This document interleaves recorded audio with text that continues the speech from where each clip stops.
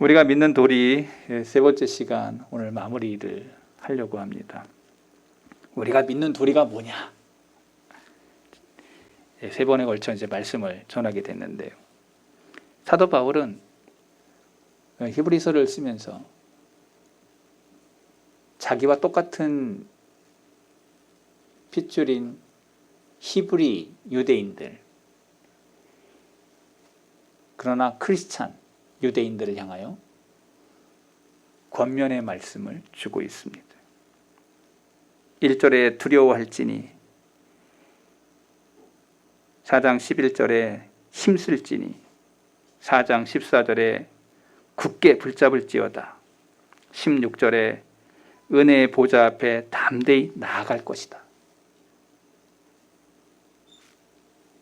권유와 권면의 말을 4장에서 4번이나 반복하여 쓰고 있습니다.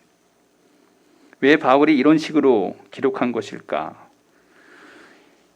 히브리 그리스도인들이 특별한 주의를 가진 사람들이고, 주의 이방인들과 달리 유대인으로서 예수님을 믿는다면 많은 핍박과 환난이 있다는 것을 알고 있었기에, 너희들 나와 같이 한 배를 탄 나의 민족, 나의 가족, 나의 친구들이여, 힘쓰고 애쓰고 주님 기뻐하는 은혜의 보좌 앞을 바라보며 너희들의 믿음을 굳게 붙잡을지어다 라고 이렇게 권면하는 것은, 여러분, 이런 거예요. 내가 너와 남이 아니야.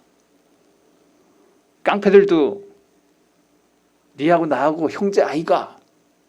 갑자기 제가 경상도 말 써서 미안합니다. 경상도에 오래 있다 보니까 그런 거예요. 너하고 나하고 남이 아니잖아. 여러분, 이 말이 얼마나 무겁게 들려집니까? 마찬가지로 유대인 그리스도인으로서 너나 나나 같은 배를 탔고 같은 운명이고 믿음의 도리를 굳게 붙잡아야 될 이유가 여기 있다.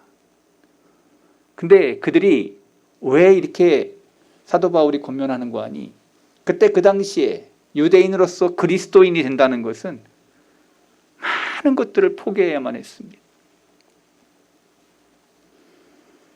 자기 집단에서 출교를 당해야 돼요. 왕따를 당해야 돼요. 어떨 땐 직업을 잃어야 돼요. 먹고 사는 것이 힘들 수 있는 그러한 것을 각오해야 돼요. 어떨 땐 죽음을 각오해야 돼요. 예수님 믿는다는 것 때문에 죽음을 각오해야 돼. 여러분, 지금 우리 사회에서 예수님 믿는다는 것 때문에 환난과 핍박이 오면 여러분 여기서 몇 명이나 예수님 믿을 수 있을 것 같습니까? 우리 교회 안에서 아마 제가 볼 때 몇 사람 손꼽지 않을까. 아마 목사도 아마 도망갈지 모를. 여러분, 저를 너무 믿으시면 안 됩니다. 제가 몇 번 얘기하지만 직업적 사람들의 목사도 의외로 많다는 거. 말씀을 믿으셔야 된다고 제가 수차 강조했습니다. 목사를 믿지 말고, 목사를 맨종하지 말고 말씀을 믿고 말씀을 따라가시기 바랍니다. 저와 여러분들이 이 말씀을 제가 수차하는 것은 이 시대가 너무 이단들이 빽빽한데 그 이단들의 괴수들이 다 사람 믿으라고 얘기하거든요. 성경을 사람 믿으라고 얘기한 적이 없어요. 오직 믿을 이는 예수 그리스도 외에는, 오직 믿을 것은 말씀 외에는 없다고 성경은 말하고 있어요. 그러니까 사람을 따르면 안 돼요. 주님의 말씀을 따르시기 바랍니다. 주님을 따르시기 바랍니다. 우리의 지도자는 예수 그리스도 외에는 없어요. 그렇다고 이 목사 그냥 저거냐, 이게 아니고 여러분이 아실 거예요. 제가 누차 설명을 합니다. 저와 여러분들이 이 시대 상황 속에서 히브리 크리스찬들이 사도 바울이 왜 이렇게 유대인들에게, 유대인 그리스도인들에게 권면하며 믿음의 도리를 굳게 붙잡고 대제사장이신 예수 그리스도를 믿는 이 믿음이 흐려지지 말아라 권면하는가? 그것은 오늘 이 시대에도 동일하기 때문에 그렇습니다. 예수님 믿는다는 것 때문에 피해가 오고 예수님 믿는다는 것 때문에 생명의 위협이 온다면 그들이 어떻게 처신할 것인가. 그 당시에 신앙의 고백은 매우 중요한 문제였습니다. 신앙을 고백하면 박해가 또 재산을 잃어야만 했고 감옥에 갇혀야만 됐고 심지어 죽기까지 했습니다. 그 결과로 초대교회에는 아주 진실하고 참된 개종하는 사람들, 정말 주님을 위해서 죽겠다고 하는 사람들 외에는 신앙의 고백을 하지 않았습니다. 저와 여러분이 예수님 믿는다라고 하는 이 고백은 너무나도 놀라운 고백입니다. 왜 그런지 아십니까? 그 고백은 내가 스스로 의지해서 되는 게 아니에요. 성경적으로 얘기하면 내가 예수님을 믿습니다 라고 하는 것은 내 안에 성령님이 계신 사람만이 이것을 고백할 수가 있어요. 제가 여러분에게 질문해 봅니다. 여러분 예수님 믿으십니까? 여러분 안에 성령이 나로 하여금 예수님을 나의 주, 나의 주 고백하는 고백이 되는 거예요. 그래서 성령의 내주, 성령이 내 안에 계신, 성령이 내 영혼에 깃들은 사람들만이 예수님을 나의 주, 나의 하나님 고백할 수가 있는 거예요. 이 고백은 신비인 겁니다. 이 고백은 누구도 알 수가 없는 하나님의 놀라운 예정이요, 택함이요, 하나님의 계시가 내 안에 역사하고 있는 것입니다. 그래서 사도 바울은 얘기해 이걸 신비라고, 신비. 여러분 안에 이러한 신비가 있는 거예요. 여러분 안에 이러한 신비의 역사가 여러분의 안에 지금 내장되어 돌아가고 있는 거예요. 여러분 이게 시스템이라는 거예요. 시스템. 여러분 그 컴퓨터에 바이러스라고 하는 것이 딱 제대되면 이 바이러스는 어느 때 어느 시에 그 시간이 딱 되면 자기가 그 작동을 해. 컴퓨터 안에 그래 바이러스 검사 늘 하는 거잖아요. 여러분 안에도 마찬가지예요. 예수님의 인자 DNA, 예수님의 그 고백과 하나님의 예정하심이 있는 사람에게는 예수님을 만나 뒤집어져. 어떤 계기를 통해서, 어떤 사람의 죽음을 통해서, 어떤 사람의 어떠한 그런 상황 속에서 내가 이렇게 살면 안 되는구나라고 작용하면서 그때부터 눈에 열리기 시작하죠. 영적인 세계가 보이기 시작하죠. 영적인 눈이 열리기 시작하죠. 믿음의 눈이 열리기 시작하죠. 여러분 이게 그냥 되는 게 아니고 하나님의 간섭하심과 인도하심과 역사하심이라는 것을 우리는 보게 되는 거예요. 내 개인에게 예수님을 안다라고 하고 고백한다는 것은 그때 그 당시에 예수 그리스도를 믿는 유대인들에게는 너무나도 어려운 어려움들이 그 앞에 있음에도 불구하고 이런 고백을 했다는 거예요.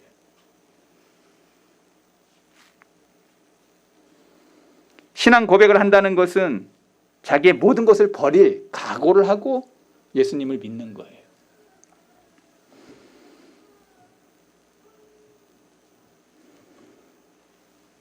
지금도 공산권에 있는 자들 가운데 예수님을 믿는 것 때문에 자기의 모든 것을 다 버리는 사람들이 의외로 많아요. 제 친구 중국에서 선교했던 선교사가 퇴출을 당하면서 지금 캐나다에 가면서 그 친구는 자기의 모든 걸 다 해놓고 왔어요. 그냥 중국에 놓고 중국 사람이 다 뺏어간 거지. 그가 떠나면서 저에게 한 말이 있어요. 내가 10수년을 중국에서 사역했는데 공항에 들어갔더니 너는 명단에 있으니까 안 된다고 거기서 그냥 공항에서 다시 돌아서 나와야만 됐던 10수년을 그곳에 있었는데 너는 리스트에 있고 너가 하는 행적이 다 공안에 리스트에 올라와 있다. 제가 그 친구 때문에 중국에 한번 간 적이 있습니다. 그리고 그 친구는 한 번도 저에게 선교비를 달라고 얘기한 적이 없어요. 저와 똑같이 기숙사 생활을 했는데 그렇게 어려운 가운데서도 저한테 선교비를 달라고 요청한 적이 없어요. 제가 너무 감동이 돼가지고 그래서 그때부터 조금이라도 내가 우리 교회에서 선교해야 되겠다 하고 그 친구 명단을 올린 겁니다. 그들의 제자들을 만났습니다. 그들의 교회를 가서 설교했습니다. 말씀을 전할 때 그들의 마음속에 울림이 있어. 공산주의 정권 안에서도 신앙을 지키고 믿음을 지키겠다고 하는 그들의 그 눈빛의 강렬함을 느끼고 말씀을 증거할 때마다 아멘으로 받는 그들의 모습을 보면서 저는 생각이 많아졌습니다. 우리는 너무 풍요하고 우리는 너무나도 안전하고 우리는 너무나도 자유로운데 이 사람들은 왜 이렇게 갈구하는가? 믿음이 그 모든 것을 뛰어넘는구나 하는 것을 보았습니다. 지금도 그는 캐나다에서 화교들을 위해서 또 신학교 교수로 그렇게 사역을 하고 있습니다. 주를 위해 어떤 고난이 와도 어떤 환난이 와도 믿음과 신앙을 지키겠다고 하는 중국인들의 그 모습을 보면서 중국 소망이 있구나. 여러분요, 박해와 환난 속에 그들의 믿음과 그들의 신앙이 드러나더라는 것입니다. 여러분, 예수님 믿는다는 것 때문에 조금 힘들고 예수님 믿는다는 것 때문에 조금 환난이 오고 예수님 믿는다는 것 때문에 금방 포기하려고 하는 그러한 믿음이 아니라 환난 속에 믿음이 드러나더라는 거예요. 환난 속에 진짜가 드러나는 거예요. 환난 속에 내가 뭘 붙잡았는지를 알게 되더라는 거예요. 우리 성도계 교우들 한 사람 한 사람 진짜 신앙자이기를 소망합니다. 진짜 알곡이기를 소망합니다.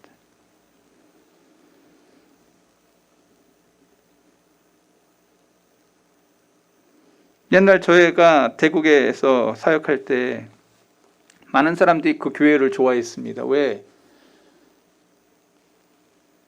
많은 사람들이 나이 들어가지고 자기 묘자리를 이제 생각할 나이가 돼서 사람들이 교회를 오는 거예요. 그 교회는 가면 묘자리를 다 준다는 거예요. 제가 그 교회에 부목사로 있었습니다. 나이 드신 분들이 많이 와요. 이유가 자기 묘자리 그거 해주는. 그리고는 학습 세례 다 받아요. 건성으로 받는지 진짜로 받는지 모르겠는데, 그리고는 다 돌아가시면 묘지에 가서 안장을 해요. 제가 거기서 7년 있었는데 참 많은 사람들 거기서 봤어요. 근데 제가 놀란 게 있었어요. 진짜가 있고 가짜가 있더라는 거. 처음 예수님 믿었는데 그 사람은 진짜 그냥 묘자리 얻으려고 왔던 거야. 근데 그 할머니가 너무나도 가난해. 나는 그렇게 못 사는 사람도 있다는 걸 내가 알았어요. 기어서 들어가서 기어서 나오는 그러한 집이었어요. 근데 그분이 제가 이렇게 말씀을 전하고 기도하는데 이 사람이 떨리는 가슴으로 떨리는 손으로 목사님, 제가 목사님의 기도를 어떻게 받습니까? 하고 떨리는 그분이 죽을 때까지 저하고 딱 5년인가 같이 저걸 했는데 등록해서 가르쳐서 천국 가는 데까지 제가 다 보고 여기 대구에서 올라왔어요. 그 순수한 마음. 처음 그 신방 받고 그분은 그때부터 새벽기도 나와서 자기가 죽을 때까지 새벽기도 하고 죽어. 예배 안 빠집니다. 그분 안에 예수님에 대한 그것이 얼마나 나 같은 사람이 어떻게 예수님 믿느냐고 하면서 변화된 그 모습은 저에겐 충격으로 다가왔습니다. 예수님을 믿어도 정말 하나님을 사랑하는 마음으로 믿는 그 믿음을 보면서 이 목사인 제가 도전을 받았어요. 그에 돌아갈 때 제가 얼마나 가서 저거 했는지 몰라요. 아팠는지 몰라요. 연세가 많으셨어요. 근데 그 아들을 위해서 소원의 기도를 했어요. 근데 그 아들이 월드컵 나가가지고 양궁 선수인데 그분이 한 방에 그냥 엄마 집을 사줬어요. 그러니까 이 체육하는 사람들은 한 방에 있더라고. 내가 그걸 봤네. 왜 교회에 프랜카드가 붙었어? 그냥 거기다가 누구누구 하면서. 자식들이 있는 사람들은 한 방에 있는 사람들이요. 그러니까. 근데 그분의 믿음이 그랬다는 거예요. 믿음이. 그래서 제가 그분을 보면서 느낀 감정, 먼저 된 자가 나중되고 나중된 자가 먼저 되는 그 모습을 제가 그분을 통해서 봤어요. 저와 여러분요, 이 땅의 믿음이 얼마나 놀라운가를 저는 그것을 봤어요. 여러분, 이 세상 속에서, 세상 속에서 하나님이 계심을 믿습니까? 어떠한 환난이 와도 어떠한 어려움이 와도 내가 주를 사랑하고 주님을 믿는다고 하는 이 신앙의 믿음의 도리를 굳게 붙잡을 수 있는 성도가 진짜 성도요. 사도 바울은 그래서 그 히브리 유대인들, 그 히브리 그리스도인들을 향해서 너희들이 믿음의 도리를 굳게 붙잡을지어다라고 권면했던 것입니다. 오늘 정리하면서 맨 마지막 번을 좀 해야 될 것 같아요.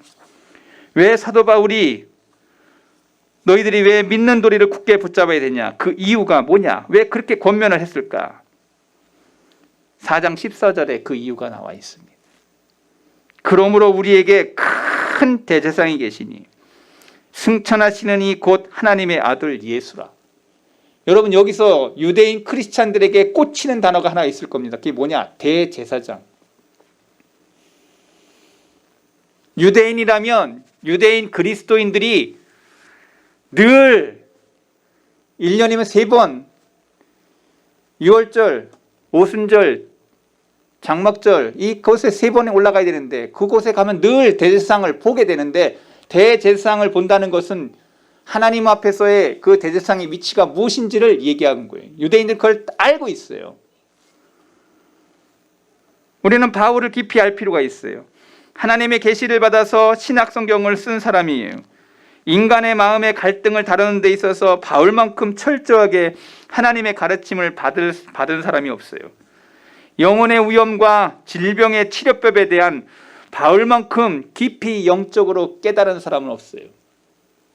그의 목회서신을 읽어보면 그가 얼마나 영적으로 깊이 사람을 바라보고 있는지를 우리에게 알게 해요. 이에 대한 증거로 저와 여러분들이 여러분의 마음을 진짜 보고 싶다면 로마서 7장, 고린도후서 5장을 여러분이 읽어보면 여러분의 영적인 상태, 여러분의 마음의 상태가 어떠한지를 분명하게 성경을 통해서 사도 바울이 가르쳐주고 있어요. 예배 마치시고 여러분들이 여러분의 마음을 깊이 알고 싶다면, 여러분이 어떤 존재라는 것을 분명히 알고 싶다면 로마서 7장, 고린도후서 5장을 읽어보시면 여러분이 상태를 딱 알게 돼요. 자기 마음을 알고 싶은 사람은 이 2장을 열심히 읽어보시기 바랍니다. 그렇다면 사도 바울이 무슨 근거로 이렇게 권면하냐? 사도 바울의 말은 바로 큰 제사장이 예수 그리스도다. 그래서 너희는 믿는 도리를 굳게 붙잡을지어다 라고 얘기하고 있는 거예요. 너희들이 붙잡을 게 뭔지를 얘기하고 있어요.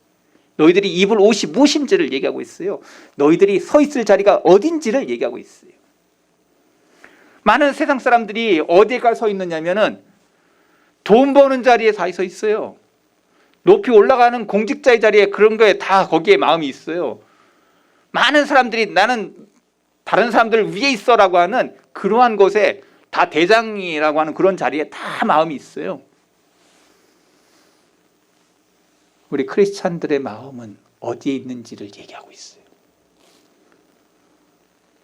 저와 여러분들이 이 세상을 살지만 우리가 지금 바라보아야 될 시각과 어디를 붙잡아야 되는지, 어디에 서 있어야 되는지를 성경은 우리에게 말해주고 있는 거예요. 그러면 그때 그 시대로 다시 돌아가서 유대인 크리스찬, 여러분이 유대인 크리스찬이라고 생각하고 이 말씀을 받으면 이런 거예요. 이 대제사장이 뭐 하는 사람인가? 이방인 그리스도인보다는 유대인들의 귓가에 더 가깝게 들릴 큰 대제사장, 성막과 성전을 모시는 여러 의식을 회상케 하면서 그들의 마음에 유대인이라면 마음이 통할 그 한 단어, 대제사장. 유대인들은 대제사장을 하나님의 백성의 중재자로 알고 있어요. 하나님과 백성들 사이의 중재자, 한 사람, 대제사장.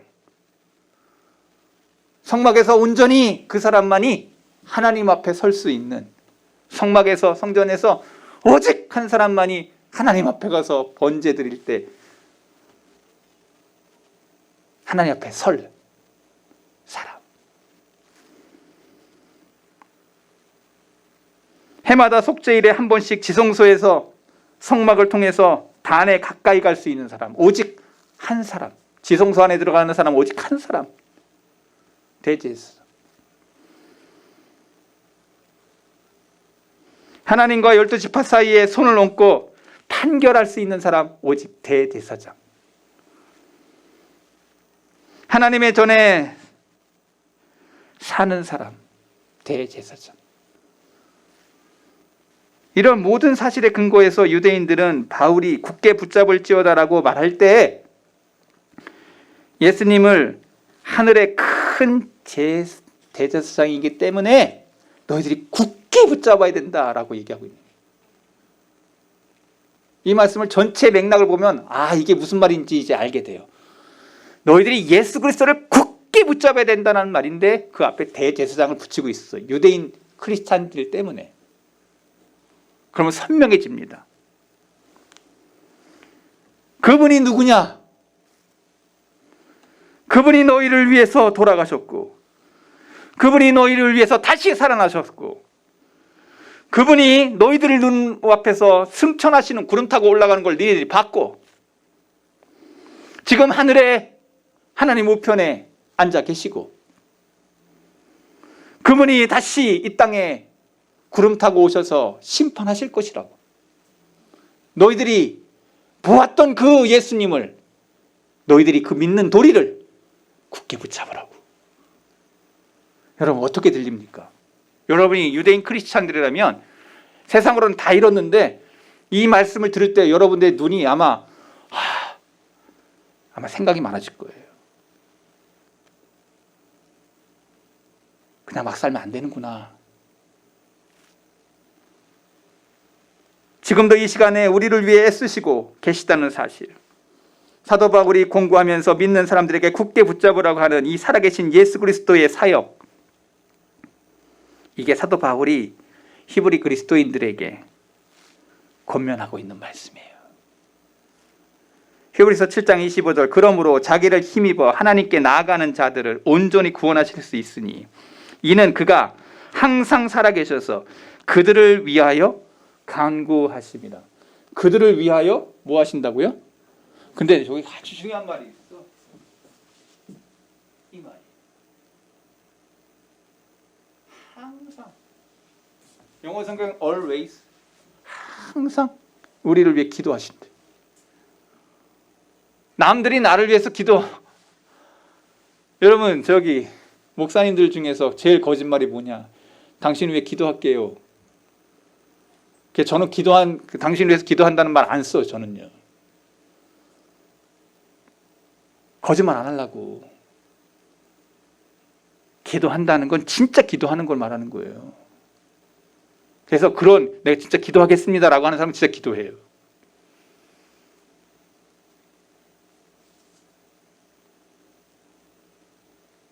말에는 책임이 따르는 거예요.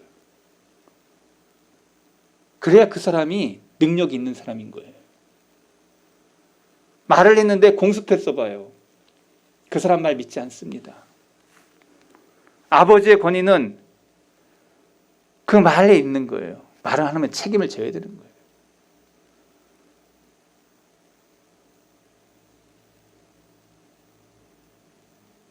제가 부목사로 있을 때하고 담임 목사로 있을 때의 차이는 하나였어요. 말에 책임을 지는 자리에 내가 있구나라는 걸 저는 많이 느낍니다.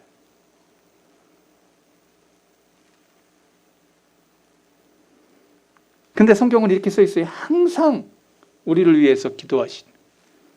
지금도 사도 바울은 바로 이런 뜻에서 두던적으로 로마서 8장 34절에 누가 정죄하리요 죽으실 뿐 아니라 다시 살아나신 이는 그리스도 예수시니 그는 하나님 우편에 계신 자요 우리를 위하여 간구하시는 자신이다. 지금도 우리를 위해서 간구해. 남들은 기도해 준다고 해놓고 기도 안 해도 주님은 지금도 우리를 위해서, 여러분의 믿음이 떨어지지 않기 위해서 우리를 위해서 간구하시는 분. 지금도 여러분을 위해서 누가 기도하신다고요? 누가 간구하신다고? 예수님이. 믿으시면 아멘. 저는 이 말씀을 믿습니다. 내가 믿음이 여덕할 때 누군가 나를 위해 여러분 찬양하잖아. 누군가 날 위하여. 내가 찬양 잘 못해도 그 누군가가 누구죠? 예수님이라는 걸 알아야지. 타인도 있겠지. 근데 그 누군가의 예수님이 있어. 나는 그래서 그 찬양이, 그 복음성가 제일 내가 힐링. 주님이 날 위해 기도한다. 주님이 날 위해 간구한다. 성경에 써 있어. 여러 곳에 써 있어. 여러 곳에. 믿는 사람들은 이 한마디에 위로를 받습니다. 나를 위해서 기도해 주시는 분. 그리스도께서는 우리를 대속하셔서 돌아가셨고 우리를 위해서 보혈을 흘리셨을 뿐만 아니라 부활 후에도 하나님 우편에 앉아 계셔서 우리의 영원한 중재자요 제사장이요 참으로 훌륭하고 완벽한 대제사장이요 우리의 신앙을 고백하기 위해 대제사장이 되셔서 우리의 모든 것을 맑게 시키기 위해 자기의 피를 다 뿌려, 십자가에서 다 뿌려. 여러분, 우리가 얼마나 나쁜 사람들인지 아세요? 여러분, 피 나는 게 손에 한번 비워보면 느껴요. 저는 여기 지금 4번째 손가락에 빈 자국이 있어요. 제가 초등학교 5학년 때 연필 깎다가 이 손가락도 잘랐네? 여기 이렇게 자국이 탁 남아있어. 이 이렇게 꼬매야 되는데 꼬매지도 못했어. 엄마 아버지한테 이거 얘기했다가 맞을 것 같아서. 근데 초등학교 선생님이 너무 놀래가지고 내가 이걸 선생님이 이렇게 됐네요 하고 갔는데 하얀 거 막 뿌리고 막 병원 가자고 막 그러는데 내가 그냥 무서워가지고 못 가고 그때 왜 그렇게 그랬는지 몰라. 자국이 남았어. 그때 피를 뿌리면서 제 마음속에 며칠을 울었어. 이거 너무 아려가지고. 주님은 자기의 피를 십자가상에서 얼마나 많이 흘렸는지 몰라요. 여러분들 남들을 위해서 피를 한번 뽑아서 이렇게 수혈해 주잖아? 수혈하죠? 우리 강 권사님은 남들의 피가 많이 흘렀지, 그치? 수술해서. 내 생명의 피가 다른 사람에게 넘어가는 거, 이거는 절대 사랑 아니면 할 수 없는 일이에요. 여러분의 피 한 방울, 땀 한 방울, 그게 모든 것이 수고예요. 헌신이에요. 눈물이에요. 근데 나와 전혀 관계없는 그 주님이 나를 위해서 그렇게 하셨다는 것, 이거 하나 자체만으로 감동이에요. 감격이에요. 은혜예요. 주님만 생각하면 감사하죠. 주님만 생각하면 그냥 고맙죠. 왜? 날 위하여, 나의 죄를 씻기 위하여 그 거룩한 보혈이 나를 씻겨. 저와 여러분들이 예수님의 의를 덧입었다는 것은 예수의 피로 씻음 받았다는 것을 말하는 것입니다. 내가 의인되었다면, 나의 의인되었다면 예수 그리스도의 공로요, 예수 그리스도의 피값이요, 예수 그리스도의 피값으로 대속됨이요. 저와 여러분이 정결하게 되면 나의 정결이 아니요, 예수 그리스도의 의요, 예수 그리스도의 피값으로 내가 정결됨이요. 그래서 우리의 의인됨은 예수 그리스도의 공로에 의한 의인인 것입니다. 내 의가 아니야. 나의 의에는 의로움, 더러움만 있어. 오직 예수 그리스도의 피뿌림 때문에 나는 의롭게 되었고 바르게 되었고 새롭게 되었고 거듭나게 되었어. 그 예수님은 결코 졸지도 않으시고 주무시지도 않으시고 죽지도 않으시고 영원히 살아계셔서 마지막 우리를 심판하시기 위해서 구름 타고 오실 그날을 기다리고 계신 분. 한번 따라하겠습니다. 주님 곧 오십니다. 여러분이 고대하고 그 믿음을 지키고 마지막까지 주님 앞에 설 그날에 이제 구름 타고 오실 그 주님을 우리는 기다리고 있는 거예요. 내가 가든지 주님 오시든지. 주님 맨 처음 오셔서 하늘에서 구름 타고 오실 때 어떤 일이 벌어지냐. 이제 무덤이 열려. 이전 죽었던 사람들의 믿음 있는 사람들이 일어나 주님 앞으로 끌어올려가. 그 다음에 산 사람들이 올라가. 이제 여러분 성경에 보면 맷돌 갈리는 그 두 사람이 나오는데 한 사람은 들림도 되고 한 사람은 가만히 남아있어. 여기서 들림이라는 얘기가 아주 중요한 얘기예요. 신학적인 용어로 휴거라고 얘기하는데 휴거라는 쓰는 것을 쓰는 거를 별로 원하지 않습니다. 여러분들 성경대로 들림, 하나님의 들림, 이 사건이 일어날 겁니다. 믿는 자들에게 이러한 일이 벌어집니다. 믿음은 그때 역사하는 것입니다. 여러분의 산 믿음이 들림의 역사가 일어날 것입니다. 저는 성경대로 이 말씀이 이루어질 것을 저는 믿습니다. 우리 안에 일어날 일이에요. 장차 우리에게 일어날 일.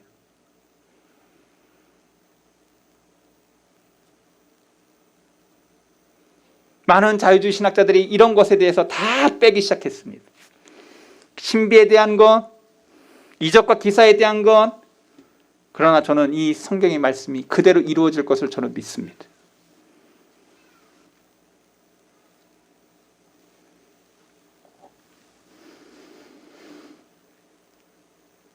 대제사장이신 그 주님을 너희들이 그렇게 붙잡아야 된다. 유대인 그리스도인들에게는 아마 가슴이 뛰었을 것입니다. 그 대제사장이 나를 위해 피를 뿌렸고 나를 위해서 죽으셨고 나를 위해서 살으셨고 하나님 우편에 계시고 장차 오실 그분을 나는 믿는다. 환난이 오고 고통이 오고 괴로움이 와도 그들은 그 믿음이 식어지지 않았을 것입니다. 끝없는 하나님의 사랑이 그를 덮은 것입니다. 아직 끝나려면 2개 더 해야 되는데 시간은 다 됐고 꼭 저는 시간 관리를 잘 못해서 자꾸 실패를 하는 것 같아요. 그러나 제가 증거한 말씀은 정실하게 여러분 마음 가운데 새겨졌으리라 생각합니다. 유대인 크리스찬들은 대제사장이신 예수 그리스도가 너희들의 믿는 도리를 굳게 붙잡을지어다라고 하는 사도 바울의 권면이 무슨 말의 뜻인지를 알게 될 것입니다. 저와 여러분들도 동일하게 알게 됐을 거라고 저는 믿습니다. 대제사장의 의미가 유대인들에게는 너무나도 큰 의미요. 그분이 예수님이라는 거예요. 그 믿는 예수님을 굳게 붙잡을지어다. 너희들의 믿는 도리가 흐려지면 안 된다. 너희들이 상황이 어떠하든 환경이 어떠하든 삶이 어떠하든 너희들의 그 믿는 도리가 주님이 장차 구름 타고 오실 그날에 너희들의 믿음이 드러날 거다. 여러분, 세상에 그 모든 것들이 드러날 때가 있을 것입니다. 금이 왜 위대하냐? 금이 왜 좋은 거냐? 금은 변하지 않아. 아무리 더러운 물에서도 금은 빛나. 아무리 무엇이 저거 해도 금은 빛나게 되어 있어요. 여러분이 이 혼탁한 세상에, 이 악한 세상에, 이 음란한 세상에, 이 패역한 세상 속에서 저와 여러분들이 주님 앞에서 빛날 일은 다른 것 아니요. 여러분의 믿는 도리를 굳게 붙잡는 믿음의 길을 걸어가는 사람만이 주님의 눈에 비칠 것입니다. 저는 그날에 저와 여러분들이 다 주님 앞에서 그렇게 빛나는 믿음의 사람들로 주님 앞에서 잘했어, 주님의 칭찬을 듣는 귀한 아들과 딸들이기를 소망합니다. 여러분 옆에 사람에 권면하겠습니다. 그때 봐야 됩니다. 이 말이 여러분들에게 아프게 와야 돼요. 정말 내가 그렇게 어떠한 상황이 와도 어떠한 고통이 와도 내가 이 믿음 지킬 수 있냐? 내가 정말 진짜 붙잡고 있냐? 여러분 자신이 알 것입니다. 믿음의 도리를 굳게 붙잡는 아름다운 성도의 종들이 오늘 저와 여러분이시기를 바랍니다. 거룩하신 하나님,